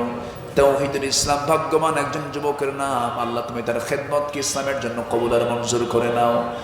আয় আল্লাহ তাআলা মোশাররফ ভাই, ওয়াহিদ ভাইকে কবুল করে নাও। সবার নাম তো আমার জানা নাই, মুরব্বীরা সহযোগিতা করেছেন, প্রবাসীরা সহযোগিতা করেছেন, সবার সহযোগিতাকে তুমি আল্লাহ দয়া করে কবুল আর মঞ্জুর করে নাও। আশেপাশে কত কবরে মাইয়াত শুয়ে আছেন আল্লাহ, মাকবারায় কত কবরবাসী শুয়ে আছে আল্লাহ, অসহায়দের জন্য সন্তানরা দোয়া করে, কবরের সমস্ত আযাব তুমি আল্লাহ মাফ করে দাও, কবরগুলোকে জান্নাতের টুকরা বানায় দাও। দুনিয়া থেকে কোন দিন বিদায় হব জানি না, ডান হাতে আমলনামা না আসা পর্যন্ত আমাদের কাউকে মরণ দিবা না। দুনিয়া থেকে কোন দিন বিদায় হব জানি না, মূর্তি যখন হবে শহীদ মত কপালে জুটাইয়া দিও, তবে যেদিন মরে যাবো রে টান মেরে ঘর থেকে বের করে দেবে, জীবনের শেষ গোসলটা হয়ে যাবে, মরা মুখ সব দেখে দেখে চলে যাবো, এই যে বিদায় দিয়ে দেবে, আর কোনো দিন কেউ খোঁজ নিতে যাবে না। সেই মরণের সময় যখন চলে আসবে রে, জবানের সবার জারি করে দিও কারো যে কালিমা তাইয়্যিবা লা ইলাহা ইল্লাল্লাহু